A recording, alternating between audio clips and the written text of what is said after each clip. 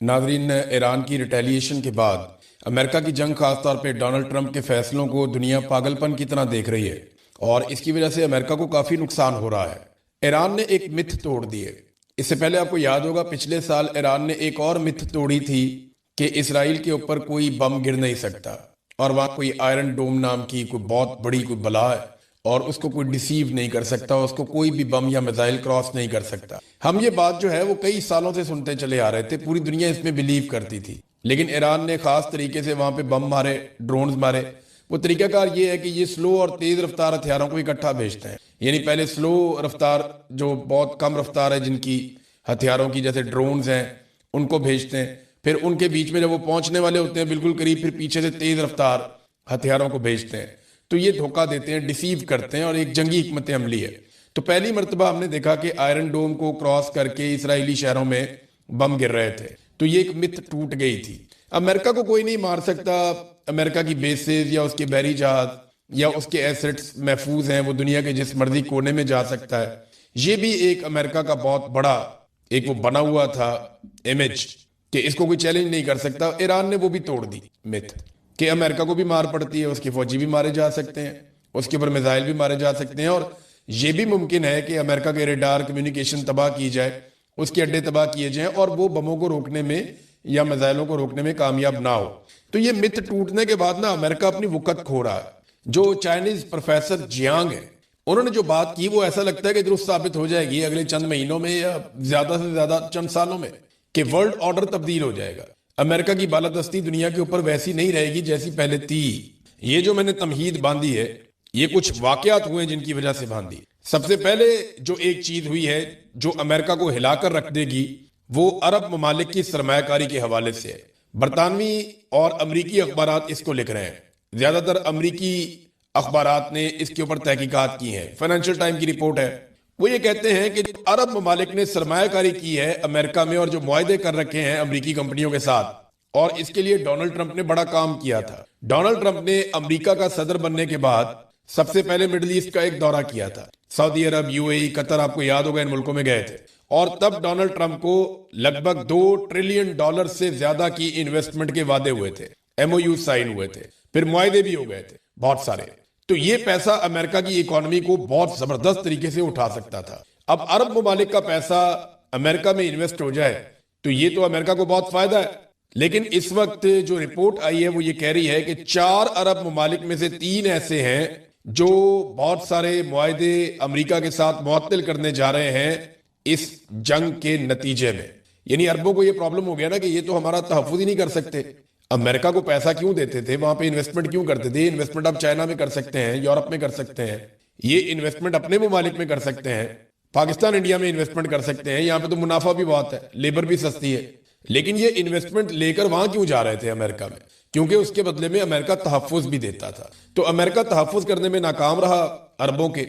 अब वो ये सोच रहे हैं, 4 में से 3 मुल्क, ये दावा किया गया है। 4 मुल्क कौन से? सऊदी अरब, यूएई, कतर और कुवैत। अब इनमें से 3 ममालिक ऐसे हैं जो अपने मुआहदे मुअत्तल करने के बारे में सोच रहे हैं और वो ये कर लेंगे। ये इसके अंदर बताया गया कि बहुत इम्कान है कि वो ऐसा कर लेंगे। ये अमेरिका की रीढ़ की हड्डी को हिला के रख देगा, क्योंकि अमेरिका ने अपनी बहुत सारी प्लानिंग और मनसूबाबंदी इन चीजों को सामने रख के की है। अब देखते हैं। दूसरा, आपको याद है इंडोनेशिया के सदर ने किस तरीके से डोनाल्ड ट्रंप के साथ बातचीत की थी, जिसकी ऑडियो भी बाद में आ गई थी। यानी शहबाज शरीफ के बाद अगर किसी आदमी ने सबसे ज्यादा नंबर कमाए हैं और कमाल किस्म की डोनाल्ड ट्रंप की बूट पॉलिश की है तो वो इंडोनेशिया के सदर ने की है। अब वो इंडोनेशिया भी आंखें दिखाना शुरू हो गया है और जो स्टेटमेंट आया इंडोनेशिया के वजीर खारजा की जानिब से, वो स्टेटमेंट सुनने वाला है। मैं आपको बताता हूं, उन्होंने डोनाल्ड ट्रंप को धोखेबाज ही करार दे दिया है। यानी ट्रंप ने जनवरी 2026 में बोर्ड ऑफ पीस बनाया जिसका मकसद गजा में अमन कायम करना था। इंडोनेशिया इसमें शामिल हुआ, फौजी भेजने का वादा किया और तजारती रियायतें भी दी। लेकिन मार्च 2026 में अमेरिका और इसराइल ने खुद ईरान पर हमला कर दिया, जिससे पूरे इलाके में जंग भड़क उठी। इस पर इंडोनेशिया के वजीर खारजा ने बोर्ड ऑफ पीस की तमाम बातचीत मुअत्तल कर दी और सदर प्राबोवो ने कहा कि अगर ये बोर्ड फलस्तीनियों के लिए फायदेमंद साबित ना हुआ तो इंडोनेशिया इससे निकल जाएगा। इंडोनेशिया का कहना है कि जो प्लेटफॉर्म अमन के नाम पर बना था उसी के बानी ने नई जंग छेड़ दी है, यानी धोखा हुआ है। अब आप अंदाजा करें कि इंडोनेशिया जो थोड़ा अरसा पहले तक उनका सदर जो है वो टका के जूते पॉलिश कर रहा था, अब वो खड़ा हो गया। और ये जरूरत उसको कैसे आई? वो ईरान से आई। उसने देखा कि ईरान कुट रहे हैं अमेरिका नु, हम इनको क्या समझते थे, ये क्या निकल आए।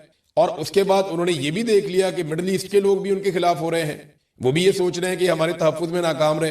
तो डोनाल्ड ट्रंप के लिए बहुत कुछ लूज होता हुआ दिखाई दे रहा है, अमेरिका के लिए भी। जबकि पाकिस्तानियों को अभी तक होश नहीं आई। पाकिस्तानियों को प्रॉब्लम ये नहीं है ना, पाकिस्तानी जो गवर्नमेंट है उसका प्रॉब्लम कोई फॉरेन पॉलिसी या ये चीजें नहीं है, वो तो कोई भी हुकूमत होगी चला ही लेगी।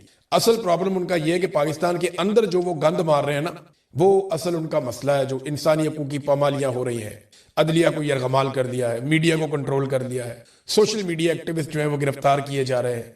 तो जो पाकिस्तान के अंदर खवातीन के साथ जुल्म और बर्बरियत, जबरी गुमशुदगियां हो रही हैं, सियासी मुखालिफिन के साथ जो किया जा रहा है, और पाकिस्तान की फौजी अदालतें बना के सजाएं दे रही है, और जो पाकिस्तान की मिलिट्री एस्टेब्लिशमेंट ने कंट्रोल किया, ये चीजें पाकिस्तान के अंदर जो है इस कंट्रोल को कायम रखने के लिए और सबसे बड़े मुखालिफ इमरान खान को दबाने के लिए पाकिस्तान सारा कुछ कर रहा है। जो मौजूदा रजीम है इसका कोई उसूलों के साथ ताल्लुक नहीं है, पाकिस्तान के फायदे नुकसान की बात नहीं है। पाकिस्तान के अंदर जो मुसल्लत टोला है वो अपने मफाद के लिए सारी पॉलिसी बना रहा है। एक और चीज, ये तो हो गया इंडोनेशिया, पाकिस्तान को तो होश आनी नहीं है। अमेरिका और इसराइल ने मुसलमान मुल्कों को लड़ाने की भी एक कोशिश की, उसमें भी नाकाम हो गए। यानी सऊदी अरब ने खुद ईरान के हक में स्टेटमेंट दे दिया, यूएई ने भी कह दिया कि हम अपनी सरजमीन अब इस्तेमाल नहीं करने देंगे ईरान के खिलाफ। ये बड़ी खुशाइंद बात है। जिन ममालिकों ने तुर्की को, आजरबाईजान को, इराक को, यूएई को, कतर को, सऊदी अरब को, इन तमाम ममालिक को मिलाकर ईरान से लड़ाने की कोशिश की गई, लेकिन कामयाबी नहीं हुई, ना अमेरिका को ना इसराइल को। हाँ, सिर्फ पाकिस्तान और अफगानिस्तान को लड़ाने में अमेरिका कामयाब हुआ, और वो भी पाकिस्तान के हुक्मरान क्यों लड़ते हैं वो आप जानते हैं अच्छी तरह। प्यूटन ने एक स्टेटमेंट दिया डोनाल्ड ट्रंप के बारे में और अमेरिका के बारे में, और देखिए हालात ऐसे पैदा हो गए हैं कि अमेरिका अकेला होता चला जा रहा है। मैं बताता हूं कैसे। प्यूटन ने कहा कि अमेरिका ने किस खुशी में इराक, शाम और लीबिया पर हमला किया। सिक्योरिटी काउंसिल की पाबंदियां अमेरिका पर क्यों लागू नहीं हुई? अमेरिका के लिए बैनुल अक़वामी कानून यही है कि वो जो चाहे कर सकता है, उसने बस फैसला किया और जंग कर दी। अमेरिका जो चाहे करता है और किसी से जवाबदेह नहीं होता, ये प्यूटन ने कहा। देखिए ना, दुनिया का कोई भी मुल्क जैसे ही जंग करता है जी पाबंदियां, ये हथियार बनाए पाबंदियां, ये वाला वेपन क्यों ले आए पाबंदियां, यहां पे आप क्यों आगे पाबंदियां। अमेरिका पे कभी कोई पाबंदी लगी है?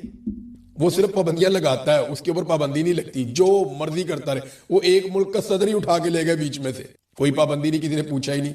एक मुल्क के अंदर जेनोसाइड कर रहे हैं। ईरान में 200 अहदाफ को निशाना बनाया पिछले 24-48 घंटों के अंदर, 36 घंटों में लगभग 200 अहदाफ, और सिविलियंस का कत्लेआम किया है। 200 तो सिर्फ बच्चे शहीद हो गए अब तक की इतला के मुताबिक ईरान में, और ये जेनोसाइड है, यानी नस्लकुशी कर रहे हैं ईरानियों की, जैसा गजा के अंदर किया गया इसराइल की जानिब से। तो ये प्यूटन ने निशानदेही की है।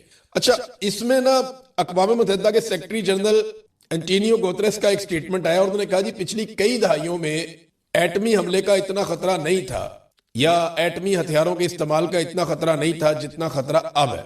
ये स्टेटमेंट बहुत अहम है। देखिए, ईरान क्या एटमी धमाका कर सकता है? मैं एटमी हमले की बात नहीं कर रहा, एटमी तजर्बे यानी एटमी धमाके की बात कर रहा हूं। तो बिल्कुल अब ईरान के पास पूरा जवाब मौजूद है। लेकिन अगर ईरान ने बार बार के हमलों से और लड़ाई से बचना है, तो उन्हें एक ऐसा हथियार अब चाहिए होगा जिससे इसराइल की बोलती बंद हो जाए। यानी अगर ईरान के पास एटम बम हो तो इसराइल कभी भी उसके साथ झगड़ा नहीं करेगा, पटाखा भी नहीं चलाएगा। वो यही सोचेगा कि ये तो इनको मारने की आदत है ईरानियों को, ये तो मारते हैं आगे से, ये नूरा कुश्ती तो नहीं करते, ना ये इंतजार करते हैं, ना ये लिहाज करते हैं, तो ये एटम बम मार देंगे। लिहाजा जिस दिन ईरान के पास एटम बम आ गया, इसराइल की तरफ से उसको खैर हो जाएगी, और अमेरिकन भी फिर आहिस्ता आहिस्ता पीछे हट जाएंगे, क्योंकि फिर उन्हें सिर्फ कुछ मिसाइल चाहिए होंगे, जैसे शुमाली कोरिया के पास है। शुमाली कोरिया को कोई नहीं छेड़ता, जो मर्जी करे। उन्होंने इंसानी हकूक की पामालियों की तारीख रकम कर दी अपने मुल्क के अंदर। शुमाली कोरिया को एक जेल बनाकर रख दिया, उस मुल्क से बाहर कोई नहीं जा सकता। वहां पे एक आदमी कोई हुकूमत के खिलाफ कोई चीज करे तो पूरा का पूरा खानदान उठाते हैं। वो अजीब किस्म का मुल्क है वो, लेकिन कोई पूछ नहीं सकता, बात नहीं कर सकता, क्योंकि एटम बम है, मिसाइल है। तो ईरान को जो है वो ताकत हासिल करनी पड़ेगी, और बहुत मुमकिन है कि ईरान कोई तजर्बा ऐसा कर दे आने वाले दिनों में जिसके बाद ये लड़ाई न सिर्फ खत्म हो जाए बल्कि हमेशा के लिए बंद ही हो जाए। फिर ट्रंप ने ना एक दावा किया था शुरू में, और ये अब आलमी सतह पे मीडिया पे छप रही हैं चीजें, यूरोप में ये चीजें बहुत छप रही हैं, कि ट्रंप ने पहले सबसे ना कुछ ममालिक को ये कहा था कि हम 4 दिन के अंदर ये जंग खत्म कर देंगे। ट्रंप का अंदाजा भी यही था। फिर बाद में कहा नहीं जी, हमें 4 हफ्ते लग जाएंगे, और अब पेंटागन ये बता रहा है कि इसमें 6 महीने भी लग सकते हैं। तो ये वाकई एक दलदल बनती जा रही है अमेरिका के लिए, ट्रंप के लिए। और कतर ने खबरदार किया है, कतर के जो वजीर तवानाई है उन्होंने कहा जी अगर ये सूरत जो इस वक्त बनी हुई है आबनाए हुर्मुज़ में, अगर ये सूरत प्रलॉन्ग कर जाती है 2-3 हफ्ते, ज्यादा टाइम नहीं बता रहे, अगर 2-3 हफ्ते ऐसा होता है तो इसके नतीजे में क्या होगा? इसके नतीजे में आलमी मंडी में पेट्रोल की कीमत दोगुनी हो जाएगी। यानी जो 68 पे प्राइस थी जंग शुरू होने से पहले, वो $150 तक वो कह रहे हैं चली जाएगी फी बैरल। और ये बहुत बड़ा झटका होगा आलमी मंडी को, और पूरी दुनिया के अंदर जो है तरक्याती मामला रुक जाएंगे, एक बहुत बड़ा बहरान पैदा हो जाएगा। ये बात कतर ने कही है और उन्होंने खबरदार किया है। बरतानिया, इटली, स्पेन, फ्रांस, जर्मनी और इन समेत बहुत सारे और मुल्क हैं जो अमेरिका के बड़े शानदार इत्तेहादी हुआ करते थे, आंखें बंद करके अमेरिका के साथ मिलकर अटैक करते थे दूसरे मुल्कों पे। कनाडा भी एक है। इन मुल्कों ने तो कभी सोचा ही नहीं था, अपने दिमाग से काम ही नहीं लिया था। जैसे ही अमेरिका ने कहा इधर अटैक, ये सारे साथ चले जाते थे, उधर अटैक, ये सारे साथ चले जाते थे। इराक पे अटैक हुआ, शाम पे हुआ, अफगानिस्तान पे हुआ, लीबिया पे हुआ, ये सारे साथ जाते थे, हमेशा जाते थे, कभी सवाल नहीं किया इन्होंने। लेकिन अब ये ममालिक डोनाल्ड ट्रंप की लड़ाई का हिस्सा नहीं बन रहे। ये बहुत बड़ी पेशरफ्त है। वो इस लड़ाई को डोनाल्ड ट्रंप का गलत कदम समझ रहे हैं। यानी एक तरफ मुज़ाकरात हो रहे थे और फिर धोखा देकर ईरान के ऊपर हमला किया गया, तो अब वो कंट्रोल अमेरिका का यूरोप के ऊपर या मगरबी उन ममालिक के ऊपर जो अनकंडीशनल सपोर्ट करते थे अमेरिका को, उनके रिजीम को, उनकी किसी भी हुकूमत को, वो अब अमेरिका को हासिल नहीं है सहूलत। तो ये वाली सहूलत अब मुयसर नहीं है, तो कमजोर हो रहा है। डोनाल्ड ट्रंप की गलती जो है या वो पागलपन जो है, एक जंगी जुनून, क्योंकि देखे ना एक मुल्क का सदर उठा लिया तो कॉन्फिडेंस ही कुछ और हो गया उसका। इसको मार, उसको कैद। शहबाज शरीफ जैसे लोगों ने वो पॉलिश की, जिधर देखा सलूट मार दिया, उसका दिमाग खराब हो गया कि मैं कुछ भी कर सकता हूं, किसी को भी छेड़ सकता हूं। वो उस चक्कर के अंदर जो है ना, हालांकि ईरान को बहुत मार पड़ रही है, ईरान के अंदर इतनी तबाही फैला दी है इसराइल ने और अमेरिका ने कि उसकी कोई मिसाल नहीं मिलती। इतनी बम्बारमेंट इन्होंने जिस तरह अफगानिस्तान पे की थी या जिस तरह इन्होंने इराक के ऊपर की है, उससे ज्यादा बम्बारमेंट ईरान के ऊपर कर रहे हैं। लेकिन चेन ऑफ कमांड उनकी नहीं टूट रही और वो वापस जवाब दे रहे हैं। देखिए ना, जो ईरान ने ऑफिशियल स्टेटमेंट दिया, उन्होंने कहा जी अब तक जो हमने हथियार चलाए हैं ये 2010 से पहले वाले थे। ये ऑफिशियल स्टेटमेंट है उनका। उन्होंने कहा 2010 से पहले वाले हथियार हमने चलाए हैं, उसके बाद वाले हथियार अब हम चलाना शुरू कर रहे हैं और अब जदीद हथियार आएंगे जो हम चलाएंगे। और इसके अंदर उन्होंने बताया जी हमारे बैलिस्टिक मिसाइल्स हैं कुछ, और हाइपरसोनिक मिसाइल्स हैं, और ये बेहतर हैं, अहदाफ के ऊपर बेहतरीन जाते हैं। अब डोनाल्ड ट्रंप ने ये कर दिया अमेरिका के साथ। ट्रंप के लिए दुआएं शुरू हो गई हैं अमेरिका में। वो एक वीडियो भी आई है जिसमें बहुत सारे ऐसे मजहबी टाइप के लोग खड़े हैं, औरतें और बंदे, वो डोनाल्ड ट्रंप के कंधों पे, बाजुओं पे हाथ रख के तो उसके लिए दुआएं कर रहे हैं। तो अब मामला जो है ना वो दुआओं पे आ गया, और अमेरिका की तरफ से बहुत सारे लोगों ने इसको मजहबी जंग बनाने की कोशिश की है। यानी इसराइल की जानिब से, अमेरिका की जानिब से वो इसको मजहबी जंग का रंग देना शुरू हो गए। देखिए ना, मामला शुरू हुआ था जी इनके पास ये वाले हथियार नहीं होने चाहिए, लेकिन ये दुनिया के लिए खतरा है, लेकिन ये एटम बम बना रहे। मामला कहां से शुरू हुआ था? अब मजहबी जंग पे आ गया। अगर तो आपने हथियार खत्म करने थे तो आप स्कूलों पे अटैक क्यों कर रहे हैं? और वो साबित हो चुका है कि स्कूल के ऊपर अटैक अमेरिका ने किया था, इसराइल ने नहीं किया था, जिसके ऊपर ईरान में बहुत गमो गुस्सा है। नाज़रीन, जो सैटेलाइट कंपनियां हैं बैनुल अक़वामी, उन पर भी दबाव डाला जा रहा है अमेरिका की जानिब से कि जो फुटेज है वो जारी ना करें, तस्वीर जारी ना करें, क्योंकि सैटेलाइट वाली तस्वीर जब आती हैं तो उनका कंपैरिजन करके पता कर लेते हैं लोग कि अमरीकी अड्डे कितने पहले थे और कितने अब हैं। यानी किस हालत में थे और अब किस हालत में, इनके रडार पहले किस हालत में थे, अब कैसे हैं, इनके कम्युनिकेशन सिस्टम पहले कैसे थे, अब कैसे हैं। तो सैटेलाइट तस्वीर बनाने वाली जो मुख्तलिफ कंपनीज हैं उनके ऊपर भी दबाव डाला जा रहा है कि आप फौरी तौर पे जारी ना करें। बेशक उसमें टाइम ले लें, 3-4 दिन के बाद जारी करें, लेकिन फौरी तौर पे जारी ना करें। इसराइल भी रोक रहा है कि इसराइल के अंदर जो तबाही और बर्बादी है, बहुत सारा मलबा वहां पे पड़ा हुआ है, उसकी कवरेज ना करे आलमी मीडिया, जबकि ईरान में ऐसा कुछ नहीं है। वो कहते हैं ये कर लें। और मैंने आपको पहले भी बताया था, मैं आपको फिर बता रहा हूं कि इसराइली शहरी, ये 1 हफ्ते की लड़ाई है जिसके अंदर ज़हनी मरीज बनते जा रहे हैं। वो नीचे बंकर्स के अंदर है, वो नीचे सुरंगों के अंदर है, जेर जमीन जो उनकी पनाहगाहें हैं उसके अंदर है, और वो ज़हनी मरीज बन रहे हैं। थोड़ी थोड़ी देर बाद धमाकों की आवाजें आती हैं, सारा दिन वहां सायरन बजते रहते हैं। तो वो ज़हनी कोफ्त का और बीमारियों का शिकार हो रहे हैं, तनाव का शिकार हो रहे हैं। जबकि ईरानी जिनकी इतनी सारी शहादतें हो गई, वो सड़कों पे फिर रहे हैं, इकट्ठे होकर एहतजाज करते हैं। वो एक जगह पे ईरानी एहतजाज करते हैं, वहां धमाके हुए और वो वहां से हिले भी नहीं, वहीं खड़े होकर उन्होंने खैबर खैबर के नारे लगाना शुरू कर दिए, हैदर हैदर के नारे लगाना शुरू कर दिए। ये नारे उन्हें ताकत देते हैं। वो आजाद होते चले जा रहे हैं और ये तनाव का और बीमारियों का शिकार होते चले जा रहे हैं, और ये फोबिया में मुब्तला हो जाएगी पूरी की पूरी कौम, जो इसराइल इनके साथ करवा रहा है इस वक्त। नाज़रीन, पाकिस्तान के लिए एक और बहुत बड़ी प्रॉब्लम खड़ी हो गई है पाकिस्तान की हुकूमत के लिए। वो प्रॉब्लम आपको बताने से पहले मैं आपको ये बताना चाहता हूं कि पाकिस्तान ने कर्जे कितने ले लिए। वफाकी हुकूमत ने तबाही फेर दिया कर्जों की। इनको नए जहाज चाहिए, अय्याशी चाहिए, उन जहाजों में अपनी नौकरानियां, अपनी बेटियां, उनके शौहर, उनके बच्चे, रिश्तेदार, लटरम पटरम सबको लेकर इनको जाना है, मेकअप आर्टिस्ट, ये वो सब। इन्होंने अपनी लाइफ एंजॉय करनी है महंगे महंगे जहाज लेकर। और मजे की बात यह है कि वो इमरान खान साहब कहते थे ना कि बाहर से लोग हमारे मुल्क में नौकरियां करने आएंगे, ये मेरा ख्वाब है। वो ख्वाब मरियम नवाज ने पूरा कर दिया। मरियम नवाज का जो जहाज है उसके गैर मुल्की पायलट है और उनको डॉलरों के अंदर तनख्वाहें दी जाएंगी।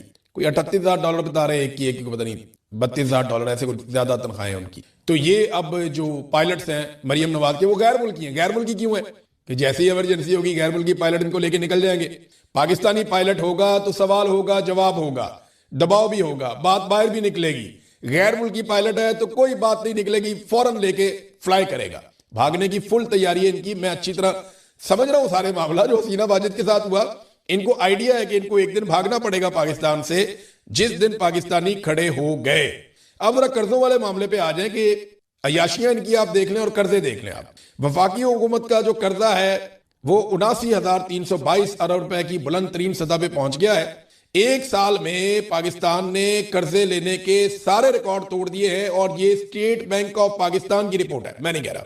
स्टेट बैंक ऑफ पाकिस्तान कह रहा है कि वफाकी हुकूमत ने कर्जों में बहुत बड़ा इजाफा कर दिया है। फरवरी 2025 से लेकर जनवरी 2026 तक पूरे एक साल में जो मकामी कर्जे लिए हैं वो 5,734 अरब और बैरूनी कर्जे में 1,464 अरब रुपए का इजाफा किया।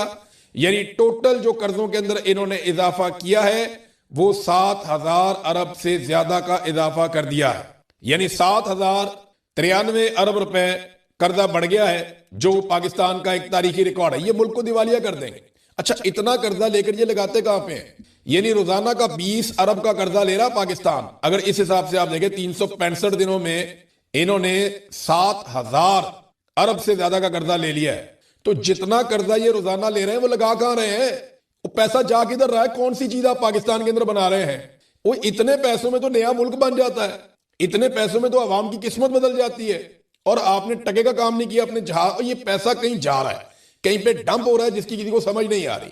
और ये पाकिस्तान की मईशत का बेड़ा गर्क कर रहे हैं। कोई आदमी सरमायाकारी करने को तैयार नहीं है। ये जाके कभी अफगानिस्तान से लड़ पड़ते हैं, कभी दहशतगर्दी लेकर आ जाते हैं, कभी अदालतों को कंट्रोल कर देते हैं। वो कॉमनवेल्थ की रिपोर्ट आई है ना, मैं पहले आपको वो पढ़ के सुनाता हूं।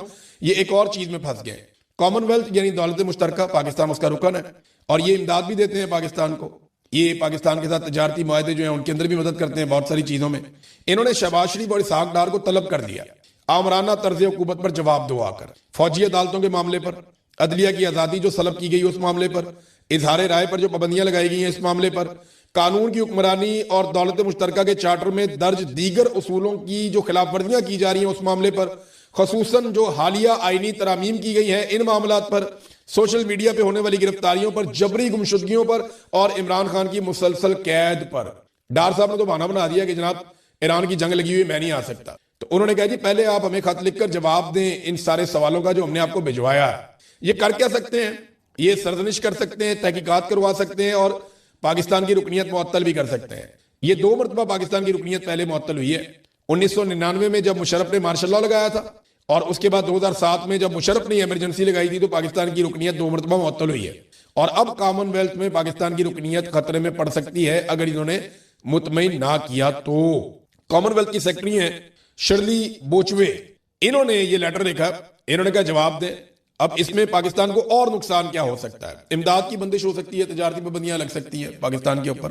तो ये एक और मुसीबत में पाकिस्तान की हुकूमत फंस गई है अपनी हरकतों की वजह से, क्योंकि बात तो इन्होंने आना नहीं। खौफ इनको सिर्फ ये है कि इमरान खान बाहर आ गया तो पता नहीं आसिम मुनीर साहब के साथ क्या करेगा। तो आसिम मुनीर साहब अपने खौफ के बुत को नहीं तोड़ रहे और उसकी वजह से पूरा पाकिस्तान सफर कर रहा है। पाकिस्तान का इदारा और पाकिस्तान की अवाम इतनी दूर चले गए हैं, इतनी बड़ी खलीज पैदा हो गई है जो हम तसव्वुर भी नहीं कर सकते थे। और ये सिर्फ एक शख्स की जिद और अना की वजह से हुआ। अब तक के लिए इतना ही। अपना ख्याल रखिएगा, अपने चैनल का भी। अल्लाह हाफिज़।